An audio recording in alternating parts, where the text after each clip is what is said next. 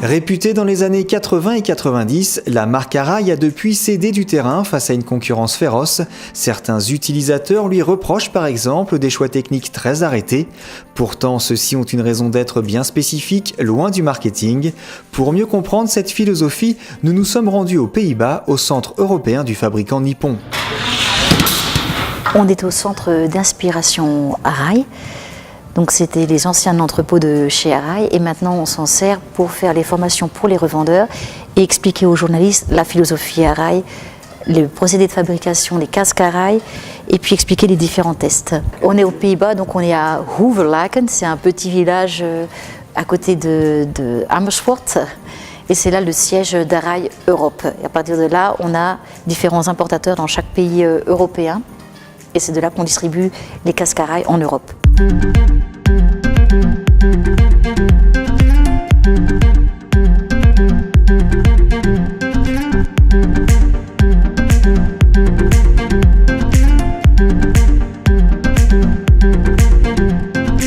Les casques Arai sont tous fabriqués à la main dans l'usine japonaise qui emploie 270 personnes. Seule la découpe de quelques ouvertures est pratiquée au laser par un robot. Tout le reste est l'œuvre de la main de l'homme, du placement des différents éléments dans le moule qui sera ensuite chauffé et mis sous pression, jusqu'à l'installation de la jugulaire que seuls 3 employés sont habilités à mettre en place.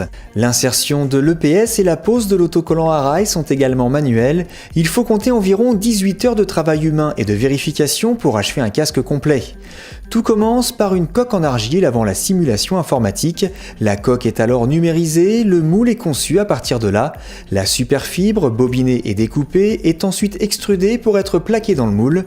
L'épaisseur de la coque est ensuite mesurée en plusieurs endroits pour s'assurer de l'uniformité de celle-ci. Cette vérification est faite sur chaque coque produite, Arai refusant de faire ses contrôles sur une partie seulement de sa production. Il y a ensuite 3 phases de sous-couche et de polissage afin d'obtenir un support parfait pour l'application de la peinture.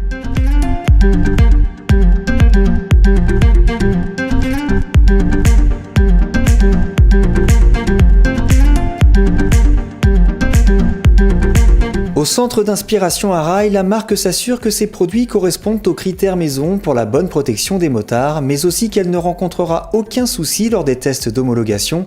La norme européenne, ECE 2205, vérifie la capacité des casques à absorber l'énergie d'un impact sur 6 points précis à une vitesse d'environ 28 km/h.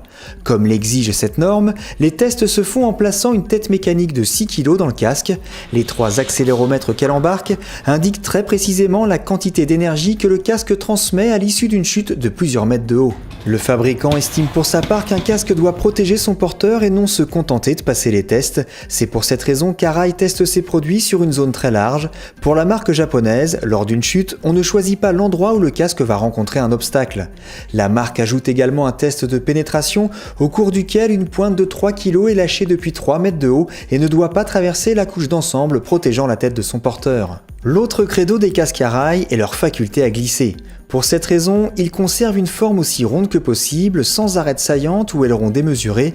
Les quelques aérations extérieures sont prévues pour s'arracher immédiatement en cas de gros choc. En favorisant la glisse, la marque estime réduire sensiblement les traumatismes cérébraux. Afin de répartir au mieux l'énergie d'un impact, le casque se doit d'être aussi lisse que possible, à l'extérieur comme à l'intérieur. La firme refuse donc d'altérer sa coque pour installer une articulation d'écran affleurante. Du coup, le mécanisme d'écran prend place à l'extérieur, protégé par les platines qui complètent la forme ronde du casque. Autre choix technique de la marque pour optimiser la sécurité de l'utilisateur, l'écran flexible incassable et l'EPS d'un seul tenant pour éviter de creuser et de fragiliser la coque. C'est d'ailleurs pour cette raison qu'Arai a toujours refusé d'utiliser un écran solaire interne. La firme japonaise pousse donc le souci du détail aussi loin que possible sans succomber aux sirènes de la rentabilité à tout prix.